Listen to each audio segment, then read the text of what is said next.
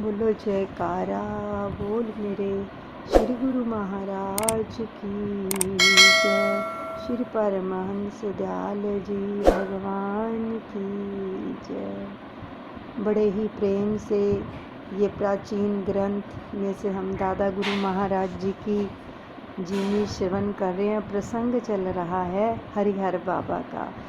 तो जीवनी श्रवण करते हुए अपने हर एक श्वास को नाम के साथ जोड़ दें और जो लीला चल रही है उसमें क्या करेंगे, सच में विजुलाइज करेंगे कि हम उस लीला में शामिल हैं, तो फिर बहुत आनंद आएगा। लीला दर्शन इसको बोलते हैं, लीला दर्शन। जब कोई भी लीला हम श्रवण करते हैं ना, तो हमें जब उसमें पदार्पण करना चाहिए, हमें उस लीला का दर्शन करना चाहिए। तो ये भी क्या है, ध्यान है, सबसे उत्तम ध्यान है ये, क्योंकि लीला चल रही है प्रभु की, और उसको विजुलाइज करके जब हम साथ में सिमरन करते हैं तो सबसे उत्तम ध्यान होता है। ठीक है, तो चलिए आगे का प्रसंग श्रवण करें नाम जाप के साथ।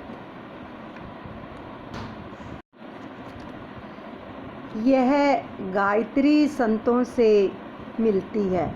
कल हमने श्रवण किया था ना कि गायत्री बतलाई, हरिहर बाबा ने गायत्री जप्पा जाप की युक्ति बतलाई। तो बता रहे हैं कि ये जो गायत्री है ना, ये गायत्री, ये जो एक तो गायत्री मंत्र होता है वो नहीं, ये नाम की गायत्री होती है। ये गायत्री संतों से ही मिलती है। यह सत्य का संग कराती है। ये जो गायत्री है ये सत्य का संग कराती है, और सत्य संग मोह, ममता, मान आदि को समाप्त जो है वो कर देता है। जो सत्संग है, देखो सत्संग सुनने से कितना लाभ मिलता है।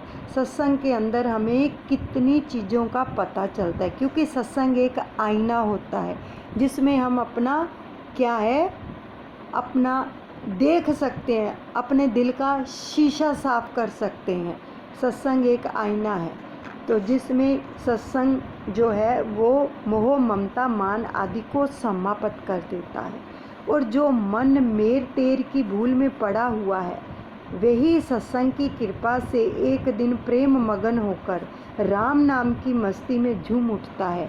इसलिए नाम जापक को, जो नाम जपते हैं उनको सत्संग जरूर सुनना चाहिए। ओनली नाम नहीं जपना चाहिए, सत्संग साथ में ज़रूर सुनना चाहिए, यानी क्लास अटेंड करनी चाहिए, क्योंकि बड़े बड़े महापुरुषों के वचन है। सत्संग क्या है, सत्संग मान सरोवर होता है। सत्संग से भगवान की प्राप्ति होती है। सत्संग में भगवान खुद आते हैं, विराजमान होते हैं। सत्संग में भगवान के प्रेमियों का जब स्मरण किया जाता है तो उसका भी बहुत फल मिलता है। सतगुरु स्वामी ने करी कृपा अपरंपार, सतगुरु कृपा अपरंपार। हलगी मंजी ग्राम में हुआ धर्म परिचार। बोल मेरे गुरु महाराज की जय, मेरे दादा गुरुदेव की जय। जरा विजुलाइज कर लीजिए कि गुरुदेव सामने पलंग पर विराजमान है और सत्संग चल रहा है। सत्संग की अमृत धारा बह रही है, जिसमें हम भी स्नान कर रहे हैं, क्योंकि हलगी मंजी में सत्संग की अमृत धारा बह रही थी। सत्संग प्रचार के क्षेत्र में विचरण करते हुए श्री सतगुरुदेव भगवान ने अत्यंत कृपा की एवं धार्मिक प्रचार के उद्देश्यों से हलगी मंजी जिला छपरा में पहुँचे और दिन रात सत्संग प्रचार नाम की वर्षा करके अज्ञान निद्रा में सोए जगत जीवों को जगाया। दूर दूर ते आवे ही लोगा, दरस परस काटे ही भव रोगा। सुंदर रूप निहारे निहारी, नगर लोग होवे बलिहारी।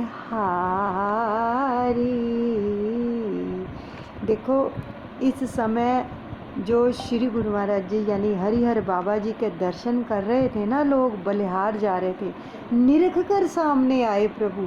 13 साल की तपश्चर्या के बाद जब निरख कर सामने आए तो क्या रूप होगा प्रभु का। दूर दूर से सत्संगी सज्जनों ने पहुंचकर महाराज श्री के सत्संग दर्शनों का लाभ उठाया। महाराज श्री के सुंदर स्वरूप को देखकर नगर भर के लोग उन पर बलिहारी होने लगे। रूप बहुत ही सुंदर था। तो उनके सुंदर स्वरूप को लख कर सत्संगियों ने अपना मानव जीवन जो था वो सफल बनाया, जो सत्संग सुनने आते थे। दिवस रहने करी सब सेवा, कतहूँ रसोई कतहूँ कलेवा, निज निज गृह सब लोग बुलावहीं, सहित प्रेम भोजन करवावहीं। नगर निवासी सभी छोटे बड़े महाराज श्री की सेवा में लग गए। सैकड़ों साधु महात्मा और हजारों दर्शक सत्संग में आते थे। सभी के लिए भोजन बनता था। कोई भोजन सामग्री लाया तो कुछ ने कर सेवा का लाभ उठाया, कुछ ने भोजन नाश्ता कराने की सेवा की।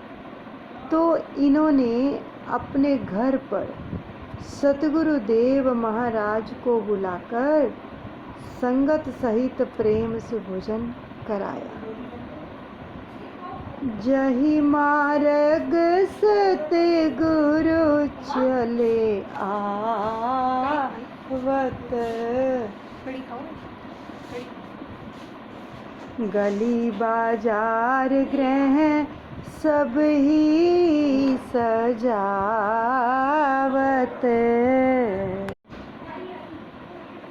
आपन भाग्य सराहत सब ही, सतगुरु चरण पखारत जब ही। भाग्यशाली श्रद्धालु भक्तजनों ने महाराज श्री को अपने अपने घर में ले जाने के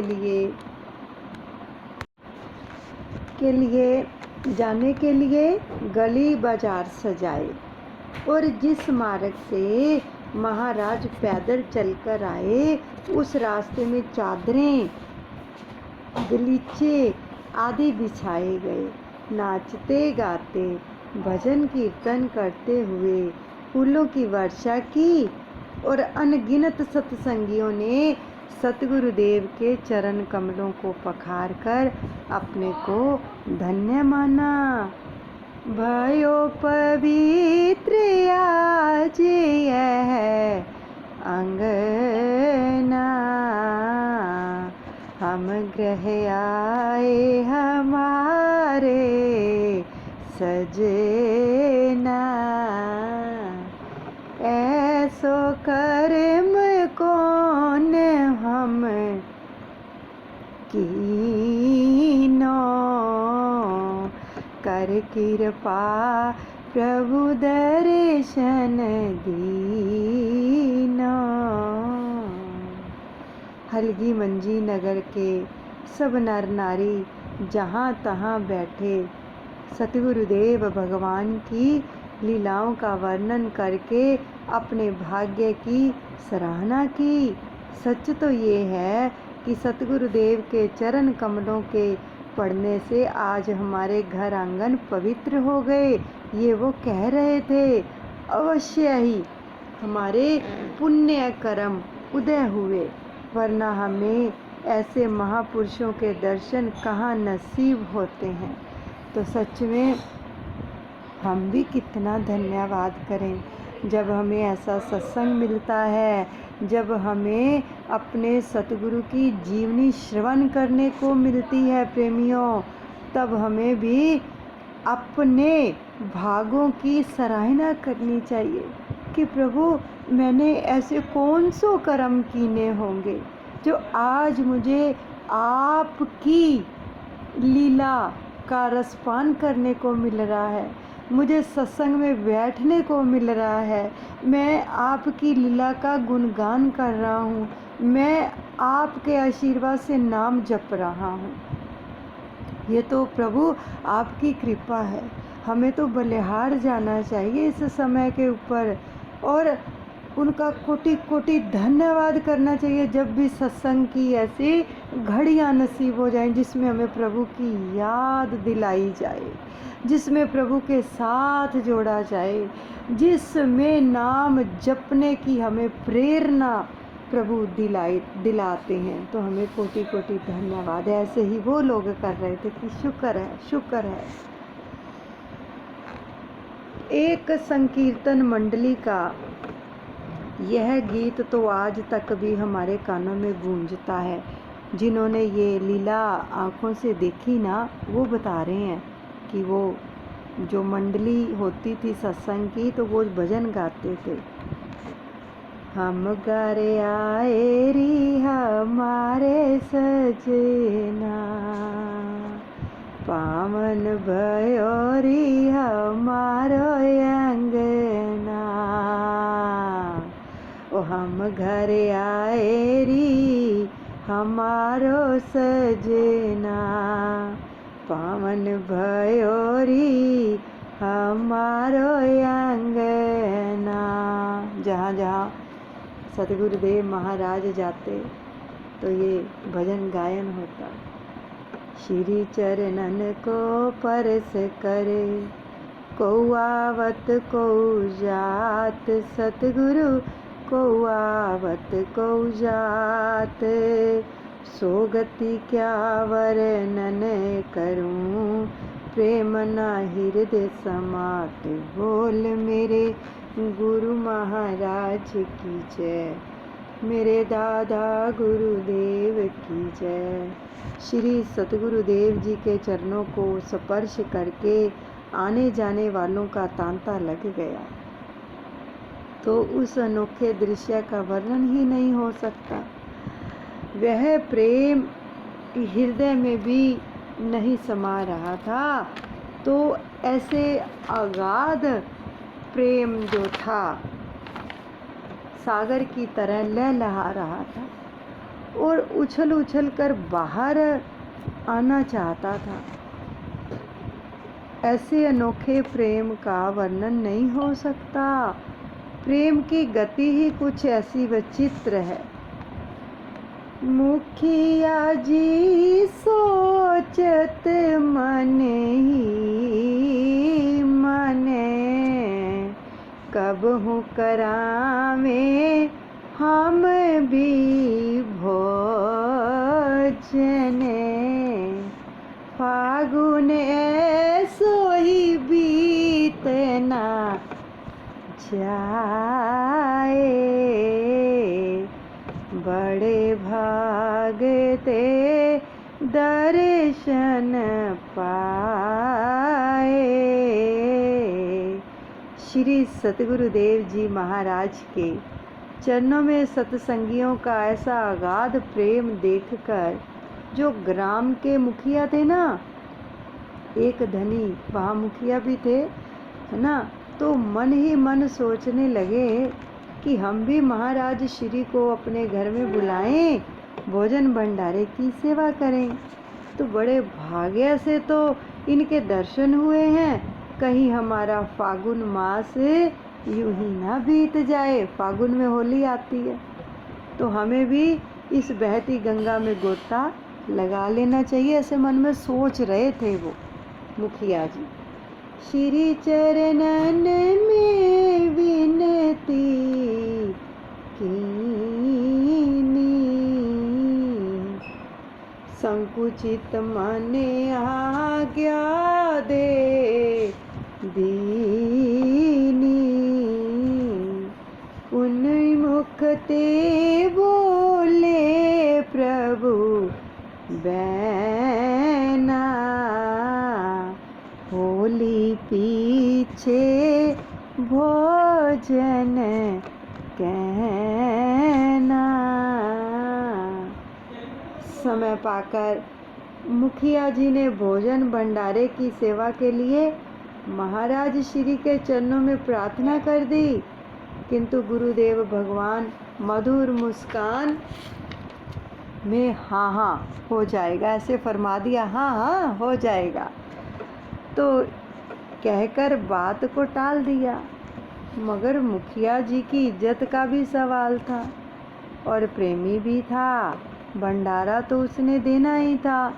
बार बार प्रार्थना करने पर महाराज श्री ने संकोच पूर्वक मुखिया जी से होली के बाद भंडारा कर लेने की आज्ञा प्रदान कर दी कि होली निकल जाएगी ना तो उसके बाद भोजन करेंगे। को जाने प्रभु माने क्या आयो, मुखिया भेद समझ नहीं पायो,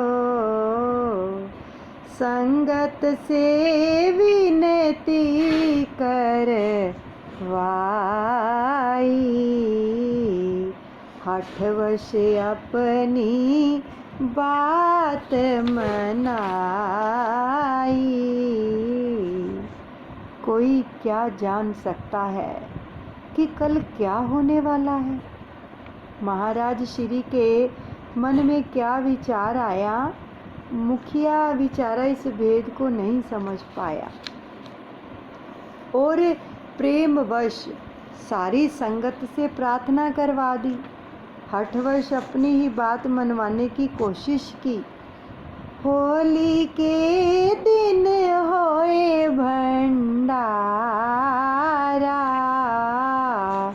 भोजन हो स्वीकारे हमारा, भगते प्रेम वश बोले वाणी,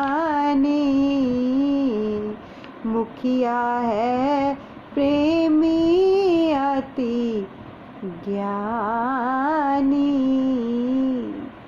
मुखिया जी ने होली के दिन ही भंडारा करने की आज्ञा लेने के लिए सारी संगत से प्रार्थना करवा दी श्री गुरु महाराज जी के चरणों में।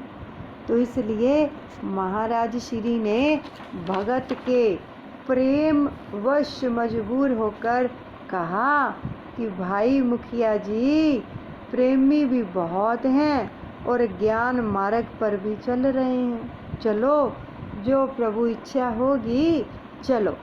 होली के शुभ दिन मुखिया जी के घर पर ही भंडारा होगा।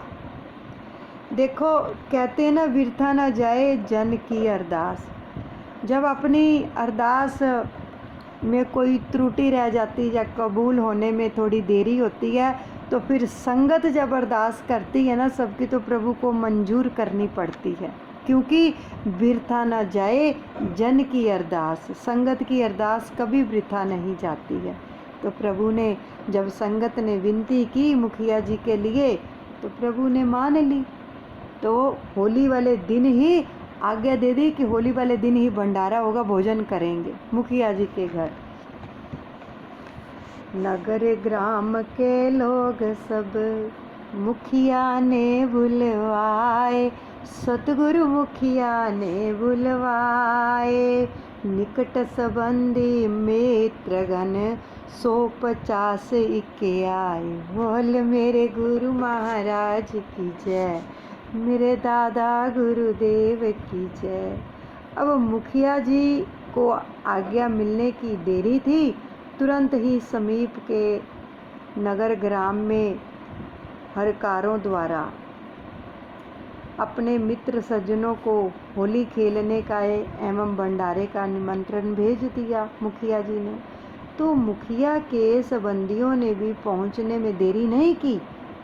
मुखिया जी का संदेश पहुंचते ही सैकड़ों की संख्या में लोग वहां पर पहुंच गए मुखिया जी के घर। दिवस 4 में भई तैयारी, मुखिया के घर भीड़ भई भारी। प्रातः काल बाजी शहनाई, भय तर सब लोग लुगाई। सुमिरन करो, साथ में सुमिरन चलता रहे। एक एक श्वास प्रभु के लिए अर्पण करो। हर श्वास में सिमरन होना चाहिए। लीला श्रवण करते समय, लीला का रसपान करते समय सुमिरन नहीं छूटना चाहिए। 2-4 दिन में ही होली की तैयारी हो गई। मुखिया जी के घर में सत्संगियों का एक भारी जमघट एकत्रित हो गया। पंडाल सज गए, सजावटें हो गई। दुल्हनडी के शुभ दिन प्रातःकाल अमृत वेला में मुखिया जी की हवेली में शहनाई वादन के कार्यक्रम जो थे प्रारंभ हो गए। बाजन लागे ढोल धमामा, राग रंग को रंग शुभ जामा। भांति भांति के रंग गुलाला, सुंदर चुनरी ओढ़ दुशाला। अपने आप को भी विजुलाइज कर लीजिए, हम भी उसमें शामिल हैं इस होली के सुंदर अवसर पर, जहाँ पर श्री गुरु महाराज जी होली खेलेंगे सबके साथ। हम भी साथ में हैं इस लीला में। अपने आप को भी विजुलाइज कर लीजिए सुमिरन करते हुए और आनंद लीजिए। श्री सतगुरुदेव जी महाराज जी के शुभ आगमन में आज मुखिया जी की हवेली मानो स्वर्ग धाम ही बन गई। कहीं प्रवेश द्वार पर पुष्पों की मालाएं और अपनी अलग छटा दिखा रही थी, तो कहीं रंग बिरंगे झंडे और झंडियाँ इठला रही थी। तो इधर ढोल दमामे बज रहे थे, उधर होली के गीतों से संगीतकार अपना रंग जमा रहे थे। भांति भांति के रंग और गुलाल के सजे सजाए पात्र सुसज्जित थे। सैकड़ों नर नारी सुंदर चुनरी और दुशाले ओढ़े हुए महाराज श्री की आतुरता से प्रतीक्षा कर रहे थे। हम भी कर रहे हैं सुमिरन करते हुए। पुरवासी धाये सब संगा, नित नव बढ़ते ऊंचा उमंगा। प्रभु चरणन पहुँचे सबे धाई, सेवक सतगुरु पे बल जाई। अब मुखिया जी नगर निवासियों और सत्संगियों के साथ सतगुरुदेव जी महाराज के चरणों में पहुंचकर बड़े ही चाह उत्साह से प्रार्थना कर रहे थे। प्रेम मगन होकर गीत गाते हुए जो थे वो न्योछावर हो रहे थे।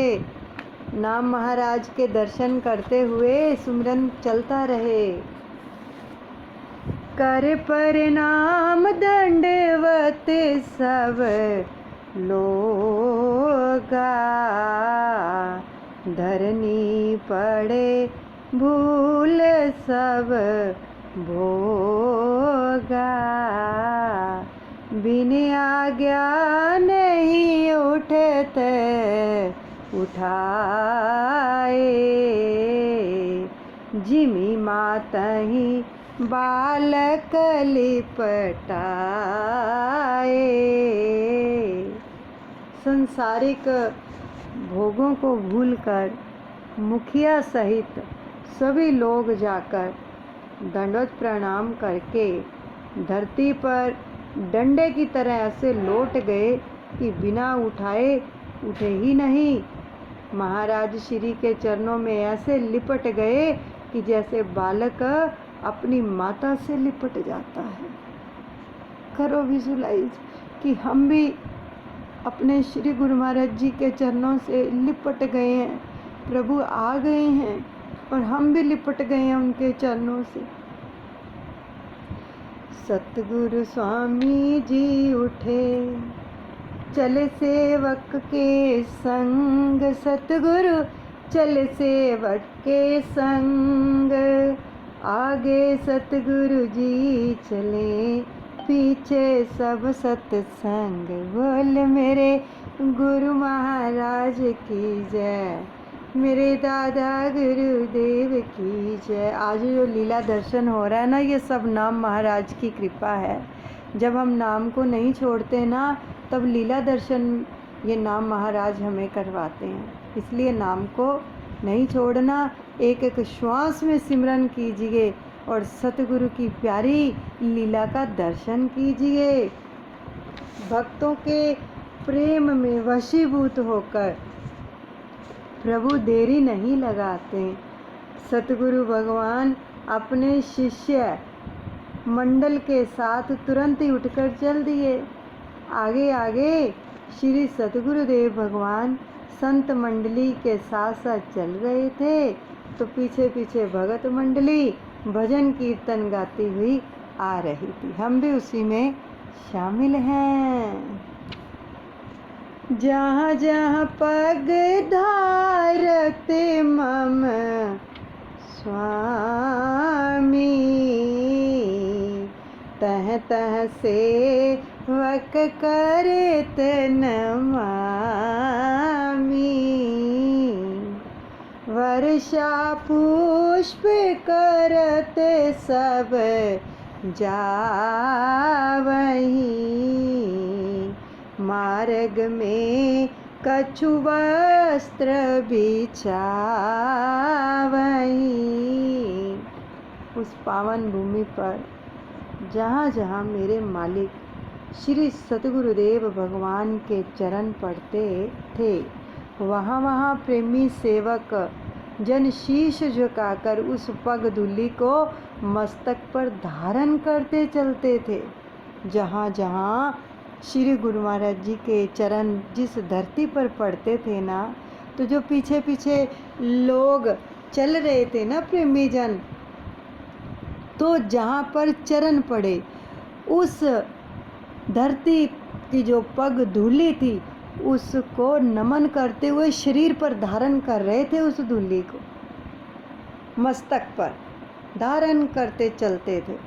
कुछ लोग उस मार्ग में वस्त्र बिछाते जा रहे थे, तो कुछ लोग पुष्पों की वर्षा कर रहे थे। करत न्युछावर तन धन सेवक, दोष न सावहीं दैहिक दैविक। मुखिया जी को ग्रह अति सुंदर, छटा निराली सतगुरु मंदिर। इधर तो प्रेमी गुरु भक्त अपना तन मन न्यौछावर किए जा रहे थे, मानो अपने दैहिक दैविक पाप तापों को दूर भगा रहे हों। उधर मुखिया जी की गगनचुंबी सुंदर हवेली की निराली छटा मन को इस प्रकार मोहित कर रही थी, मानो गुरुदेव भगवान का सुंदर मंदिर सजा हुआ हो। सिंहासन की शोभा न्यारी, भयो एकत्र नगर नर नारी, एक एक सयो देत बधाई, होरी खेलत गले लगाई। सिमरन चलता रहे। इस होली के सुंदर से अवसर पर हम भी शामिल हैं श्री सतगुरुदेव भगवान जी के साथ। जिस सिंहासन पर श्री सतगुरुदेव जी महाराज विराजमान थे ना, उसकी शोभा ही न्यारी थी, जिसको देख देख कर प्रेमी जन जो थे प्रसन्नता पूर्वक एक दूसरे को होली की बधाई देते हुए परस्पर प्रेम मिलन करते हुए एवं होली खेलते हुए जा रहे थे। इतरे फूलेल गुलाले उड़ाही, भक्ति प्रेम बादले उमड़ाही, बरसावते होली को रंगा, भगतन हियो बाड़े उमंगा। भगत मंडली अपने इष्ट देव की अपने घर में ले जाते हुए अपने इष्ट देव को कितनी प्रसन्न हो रही थी कि उनके हृदय में उमंगों का सागर ठाठे मार रहा था। आशातीत इत्र फुलेल की सुगंधी के साथ गुलाल चमकी हवा में इस प्रकार उड़ाते हुए जा रहे थे कि मानो आकाश में बादल छाए हुए हों और आकाश से वर्षा हो रही है। ग्रह समीप पहुँचे जब जाई, विधि घटना कछु और घटाई, भक्ति प्रेम की होत परीक्षा, गुरु पूरे दीनी क्या शिक्षा। महाराज श्री की सवारी जब मुखिया जी की हवेली के समीप पहुंची ना, तो दुर्भाग्यवश से कुछ और ही घटना घट गई। अचानक ही भक्ति की परीक्षा का समय आ गया। भगवान भी देखते हैं कि पूर्ण गुरु की शरण में आकर भगत को क्या ज्ञान प्राप्त हुआ है। क्या मतलब है इसका? परीक्षा का मतलब क्या होता है पता है आपको? जो कहते हैं कि भगवान परीक्षा लेते हैं, क्या परीक्षा लेते हैं? परीक्षा ये होती है, अभी आपने सुना कि पूर्ण गुरु की शरण में आकर भगत को क्या ज्ञान की प्राप्ति हुई या नहीं हुई। यानी हम पूर्ण गुरु की शरण तो प्राप्त हो गई हमें, लेकिन जब हमारे ऊपर कोई भी प्रतिकूल परिस्थितियाँ आई तो क्या हमने गुरु के दामन को पकड़े रखा या फिर उसको छोड़कर कहीं और चले गए। इसको परीक्षा बोलते हैं कि देखो इस भगत का अपने पूर्ण गुरु के ऊपर कितना विश्वास है और कितना प्रेम है। और जिसका प्रेम दृढ़ होता है, जिनका विश्वास दृढ़ होता है, चाहे जैसी परिस्थितियाँ आए, वो अपने गुरु का दामन, गुरु का दर, उसकी शरण, उसका पल्ला नहीं छोड़ते हैं। बिल्कुल, ये इसको बोलते हैं परीक्षा। परीक्षा का मतलब ये है कि वो देखते इसका कितना प्रेम है। कहता तो है कि मैं गुरु से प्रेम करता हूँ, मैं अपने सतगुरु के लिए सब न्यौछावर कर रहा हूँ, तो क्या जब विपत्ति आती है तो मुझको छोड़कर कहीं और जाता है शरण लेने के लिए, या अपने ही गुरु की शरण में रहता है। इसको परीक्षा का नाम दिया गया। ये परीक्षा है नहीं, वैसे सिर्फ एक प्रेम देखा जाता है कि इसका प्रेम कितना है। कि मुझे छोड़कर कहाँ जाता है। तो जो नहीं जाते हैं, दृढ़ विश्वास करते हैं, बस उसके तो बारे न्यारे हो जाते हैं। अब आगे ये सुनो प्रसंग, इतना प्यारा है ना, आंखों से अश्रुधारा बहेगी। बालक 11 वर्ष को गयो करन स्नान, सतगुरु गयो करन स्नान। दुर्घटना तह घट गई, विदनाति बलवान। बोल मेरे गुरु महाराज की जय, मेरे दादा गुरुदेव की जय। अब भावी बड़ी बलवान है। कभी कभी ऐसे समय पर आकर दुर्घटना हो जाती है, जबकि खुशियाँ चरम सीमा पर पहुँची होती हैं, तब विदना यानी भाग्य ने कैसी अंगड़ाई ली कि पासा ही पलट कर रख दिया। कहाँ इतनी खुशियाँ मनाई जा रही थी मुखिया जी की हवेली में, और किसका पदार्पण हो रहा है? तीनों लोगों के मालिक का। ढोल दमामे बज रहे हैं, होली खेली जा रही है, गुलाल उड़ाए जा रहे हैं, और ढोलक चिमटे मस्ती में झूम रहे हैं, नाच रहे हैं, गा रहे हैं प्रेमी। लेकिन उसके बीच में क्या हुआ कि कहाँ तो मुखिया जी अपने गुरुदेव भगवान को अपनी हवेली में गाजे बाजों के साथ ला रहे थे, और कहाँ हृदय को छेदने वाला यह दुखद समाचार सुनना पड़ा। क्या समाचार सुनना पड़ा? कि तुम्हारे मुखिया जी को किसी ने आके संदेश दिया कि तुम्हारे 11 वर्ष के बालिक की स्नान करते हुए तालाब में डूबकर मृत्यु हो गई। मुखिया जी को जब मिला पुत्र मरण संदेश, सतगुरु पुत्र मरण संदेश, तुरत ही समरण हो उठा सतगुरु का आदेश। बोल मेरे गुरु महाराज की जय, मेरे दादा गुरुदेव की जय। अब मुखिया जी प्रिय पुत्र की मृत्यु का समाचार सुनते ही एक बार तो दुखी होकर आश्चर्यचकित दृष्टि से चारों ओर देखने लगे, क्योंकि पुत्र का समाचार मिला कि अब वो इस दुनिया में नहीं रहा।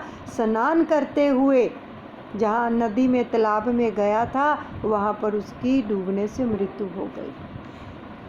तो उनकी आँखों के सामने दुखों का सागर लहरा रहा था।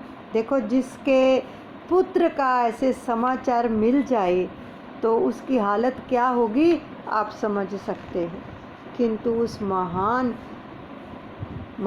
अंधकार में भी आशा की एक किरण टिमटिमा उठी कि मुखिया जी को इस अपार दुख में सतगुरु जी याद आए। जब भी विपत्ति आती है भक्तों के ऊपर तो किसकी याद आती है? अपने मुर्शिद की, अपने सतगुरु की।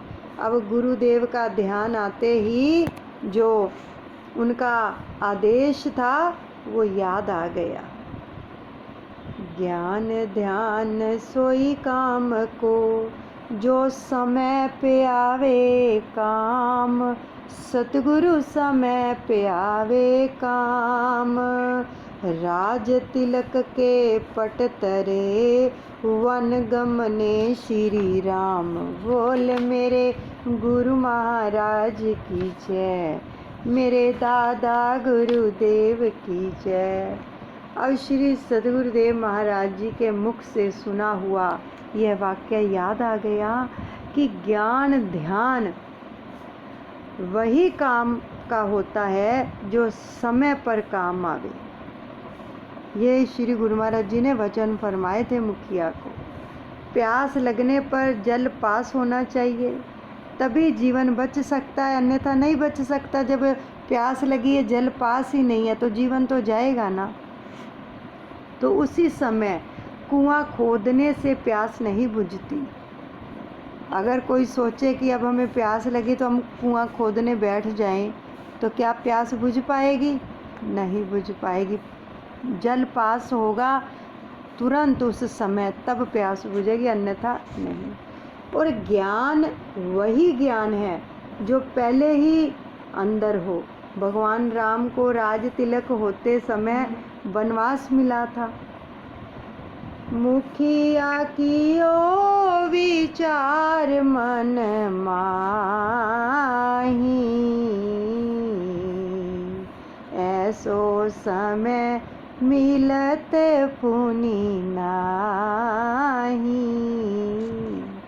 तुरत ही मने विचार ऐसे आयो, बालक पही निज भ्रत ही पठायो। मुखिया जी के मन ही मन में विचार मुखिया जी ने किया कि जो होना था सो तो हो लिया, अब बेटा तो अब वापस आने से रहा, किंतु यह जो सतगुरुदेव भगवान जी की सेवा का सुंदर अवसर मिला है, इसे तो हाथ से ना जाने दिया जाए। तो उन्होंने मन में विचार किया और अपने नौकर को समझा बुझाकर पुत्र के मृतक शरीर को चुपचाप सुरक्षित रख देने की आज्ञा दी। देखो, ऐसा करने के लिए भी जिगरा चाहिए, कोई नहीं कर सकता। यही परीक्षा होती है कि सतगुरु के चरणों में प्रेम कितना है। नहीं तो वहीं पर सभी रोने लग जाते, वो अपने परिवार को बोल देते, है ना, तो वहीं पर क्या होना था। सतगुरु के आने की जो खुशी थी वो सब क्या हो जानी थी। लेकिन उन्होंने विचार किया कि बेटा तो वापस आ नहीं सकता है, तो इस सतगुरु जो हमारे घर पधारे हैं तीनों लोगों के मालिक, मैं इसको क्यों अपने हाथ से जाने दूं इस मौके को। ये कितना बड़ा जिगरा चाहिए। ये जितने भी इतिहास में नाम दर्ज होते हैं ऐसे नहीं होते, उन्होंने कुर्बानियाँ दी हैं। हम तो एक छोटी सी विपत्ति आ जाती है तो घबरा जाते हैं और दर ही छोड़ देते हैं। कई तो गुरु ही बदल लेते हैं अपने, एक गुरु को छोड़कर कहीं और द्वार पर चले जाएं, गुरु चेंज कर लेते हैं। तो फिर आप समझ सकते हो क्या मिलेगा। तो फिर यही परीक्षा होती है प्रेम की। पूर्ण सतगुरु की शरण मिली है, चाहे जैसी मर्जी विपत्तियाँ आए, दामन ना छोड़ा, कभी ना छोड़ो दामन। तो देखो, नौकर को आज्ञा दे दी कि चुपचाप सुरक्षित रख दो, उसको आज्ञा दे दी ताकि रंग में भंग ना पड़े। यह सब योजना मुखिया जी की भक्ति करा रही थी। जिसकी भक्ति चरम सीमा पर होती है ना, वही इस प्रकार की सोच रखते हैं। जिनकी भक्ति चरम सीमा पर होती है, छोटी मोटी भक्ति करने वालों की ये दशा नहीं होती है, वो तो डोल जाते हैं, छोटी छोटी विपत्तियां आने पर डोल जाते हैं। लेकिन जिनकी भक्ति चरम सीमा पर होती है, जिनका सतगुरु के चरणों में दृढ़ प्रेम होता है, दृढ़ विश्वास होता है, निश्चय दृढ़ होता है, जो अपने सतगुरु की पूर्ण शरणागति ले लेते हैं, उनकी बात होती है। तो पुत्र की ममता ऐसा काम नहीं कर सकती। अगर पुत्र की ममता होती तो ये काम कर सकते थे, वो नहीं कर सकते थे। सुनत भयो भृत कहूँ अति खेदा, मुखिया कहत खुले नहीं भेदा। जब लग हो ना जाए रसोई, तब लग बात खुले नहीं कोई। अब मुखिया जी के मुख से ऐसी बात सुनकर एक बार तो नौकर के पैरों के नीचे से जमीन खिसक गई। बड़ा खेद हुआ नौकर को। मालिक का हुक्म बजाना नौकर का पहला काम है। नौकरी तो नौकरी है ना।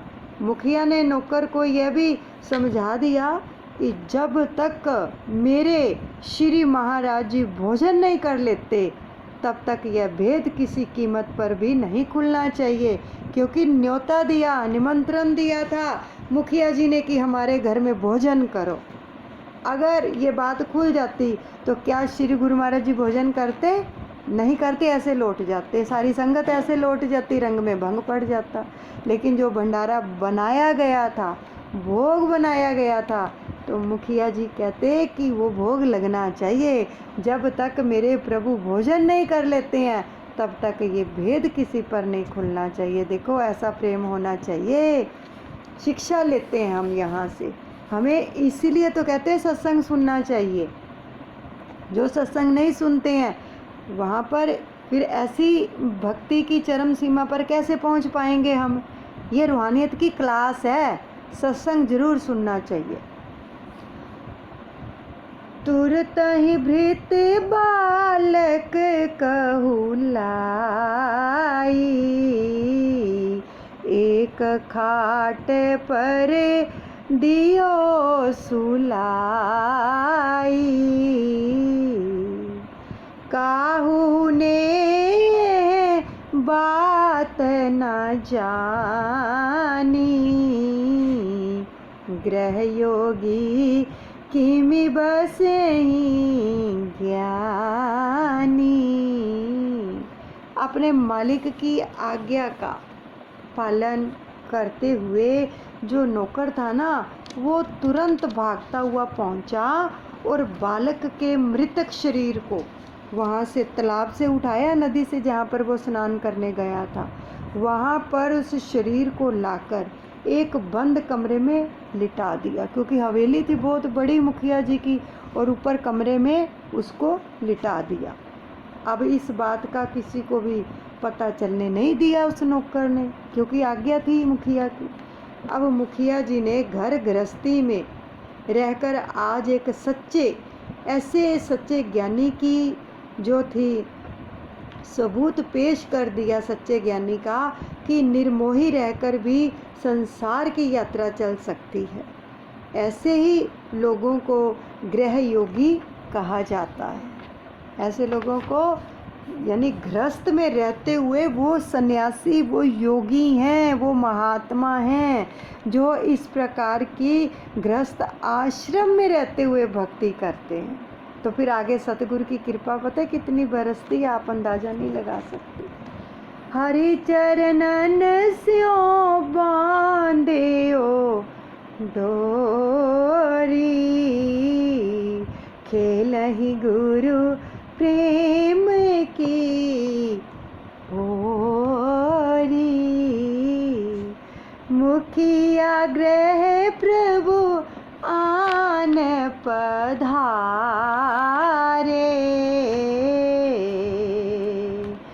जग मोहित भगतन रखवारे। आज मुखिया जी की प्रेम डोरी सारी की सारी ममता गुरुदेव भगवान के चरणों में जुड़ी हुई है। संसार सागर से पार उतारने वाले, भक्तों की रक्षा करने वाले संत रूप में स्वयं हरि अवतार धारण करके नर लीला कर रहे हैं। भगत के घर में पदार्पण कर रहे हैं, अपने प्रेमियों के साथ होली खेलने आ रहे हैं। चलाओ सुमरन को। आवत ही देखे प्रभु रंग से भर कई पात्र, सतगुरु रंग से भर कई पात्र, रंग खेलने को मिली पिचकारी एकमात्र। बोल मेरे गुरु महाराज की जय, मेरे दादा गुरुदेव की जय। श्री सतगुरुदेव महाराज जी मुखिया जी की हवेली में पहुँचे। जरा विजुलाइज कर लीजिए, प्रभु का आगमन हो गया है, हम भी साथ में हैं, नाम का सुमरन चल रहा है। और हवेली में पहुँचे और श्री सतगुरुदेव भगवान जी ने देखा कि होली खेलने के लिए भांति भांति के रंगों को अनेक ही पात्र भरे जो है पड़े हुए हैं, होली मनाई जा रही है। किंतु होली खेलने के लिए पिचकारी केवल एक ही पड़ी हुई थी श्री सद्गुरुदेव भगवान जी के लिए, केवल एक पिचकारी।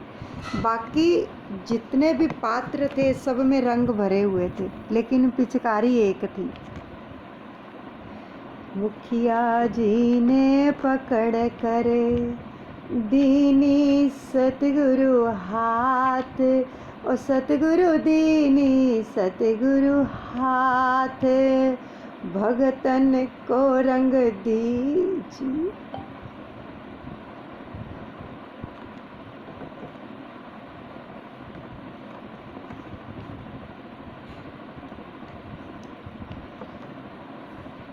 प्रभु भगतन को रंग दीजिए, प्रेम के रंग में नाथ, बोल मेरे गुरु महाराज की जय, मेरे दादा गुरुदेव की जय।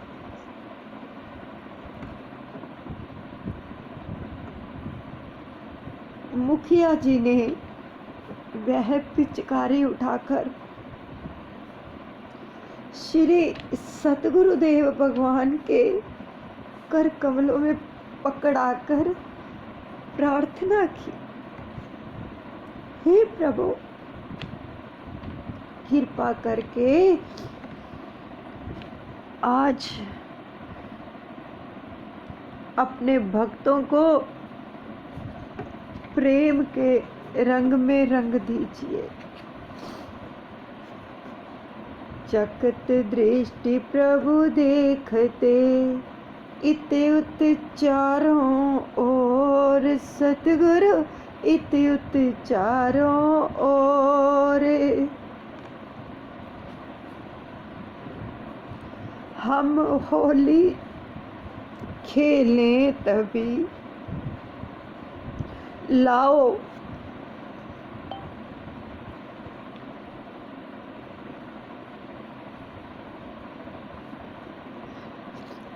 श्री गुरु महाराज जी फरमा रहे कि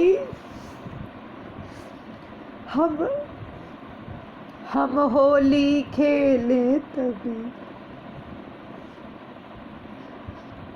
लाओ हमारा चोर, बोल मेरे गुरु महाराज की जय, मेरे दादा गुरुदेव की जय। श्री सतगुरुदेव जी महाराज भगत का आग्रह नहीं टालते।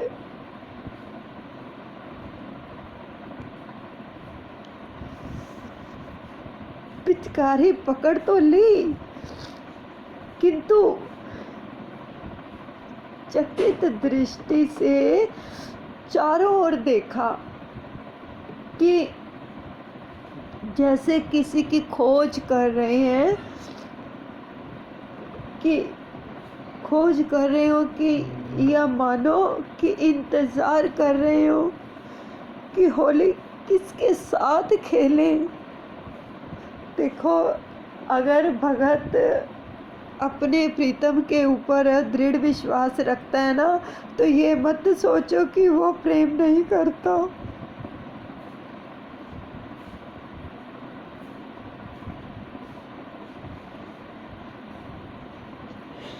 वो बहुत प्रेम करता है।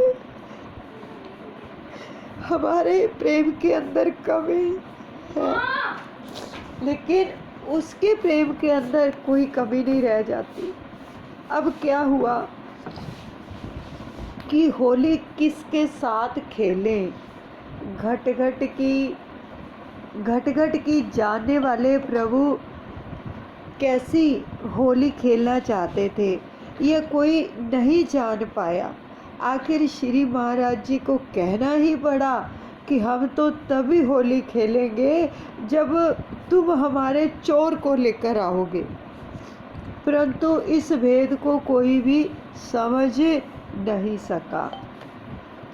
वह नटखट लाला तेरो है कहाँ उसे बुलाओ, सतगुरु है कहाँ उसे बुलाओ।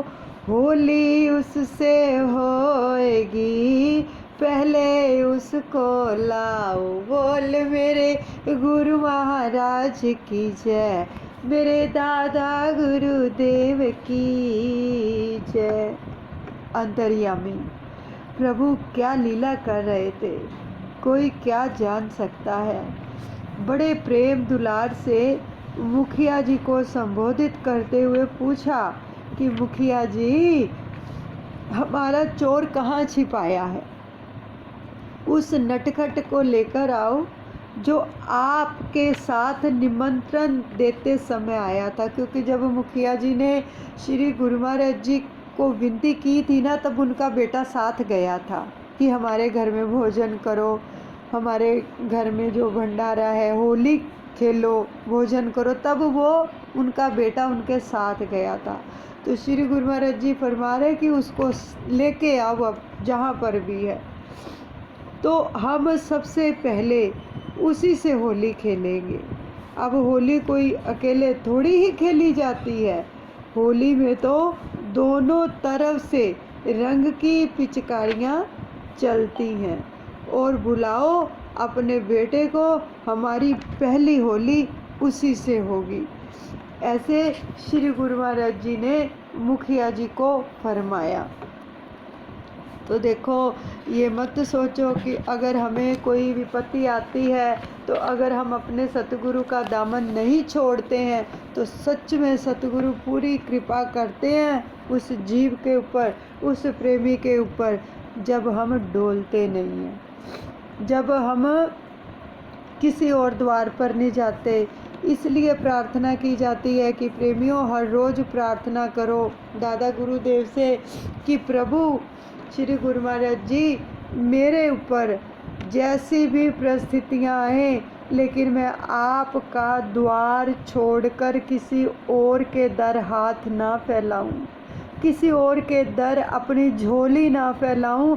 इतनी शक्ति मुझे प्रदान करो, इतनी कृपा करो मेरे ऊपर। सच में अगर कोई भगत इतनी दृढ़ता से, इतने विश्वास से, ऐसी निष्ठा, ऐसी दृढ़ता से जो है नियम ले लेता है, तो प्रेमियों उसके ऊपर फिर वैसी ही कृपा होती है जैसी आज मुखिया के ऊपर हो रही है, जैसी मुखिया के ऊपर कृपा कर रहे हैं श्री गुरु महाराज जी। ये मत सोचो, श्री गुरु महाराज जी त्रिकालदर्शी हैं, घट घट की जानने वाले हैं, तीनों लोकों के मालिक हैं, हमारी हर सुख को, हमारे दुख को जानते हैं कि मेरे भगत को क्या चाहिए, इसको किस चीज़ की ज़रूरत है, हमें कहने की। अब देखो, मुखिया जी ने कोई विनती थोड़ी की कि मेरा पुत्र चला गया है, और किसी को कहने भी नहीं दिया, चेहरे पर कोई शिकन नहीं बिल्कुल। और क्या किया, पिचकारी पकड़ा दी कि श्री गुरु महाराज जी ऐसा मेरे ऊपर रंग दो, मुझे रंग दो। ये प्रार्थना की बल्कि कि मुझे प्रेम के रंग में रंग दो। तो फिर जब श्री गुरु महाराज जी रंगने के लिए आते हैं ना, तो फिर ऐसा रंगते हैं कि वो रंग कभी छूटता नहीं है, इतनी कृपा करते हैं। आज यहाँ तक कि आगे की जो लीला है वो हम कल श्रवण करेंगे। बहुत बहुत सुंदर ये लीला का दर्शन आज हम सब ने मिलकर किया, नाम महाराज को अपने मानस पटल पर विराजमान करते हुए। और हम कोटि कोटि धन्यवाद करते हैं अपने सतगुरुदेव भगवान का कि हमें भी मुखिया जी जैसी भक्ति प्रदान करें, मुखिया जी के जैसा प्रेम हमें बख्शे, ताकि हमें भी अपने सतगुरु के श्री चरण कमलों में दृढ़ विश्वास हो, दृढ़ प्रेम हो, और हमें भी प्रभु अपने प्रेम के रंग में ऐसे ही रंग दें, और हम हर समय नाम सिमरन में लगे रहे, और सतगुरु का आशीर्वाद सदा हमारे ऊपर बरसता रहे। बोलो जयकारा, बोल मेरे श्री गुरु महाराज की जय। दयालु श्री परमहंस दयाल जी महाराज की जय। कोटि कोटि धन्यवाद कर दीजिए प्रभु। जो भी आपने भजन सिमरन करवाया है वो सब आप जी के ही चरणों में हम अर्पण करते हैं। मेरे दादा गुरुदेव आपकी सदा ही जय हो, जय हो, जय हो। आपका कोटि कोटि धन्यवाद। इसी प्रकार हमें अपने भजन सिमरन में लगाए रखना। आपकी सदा ही जय हो, जय हो, जय हो।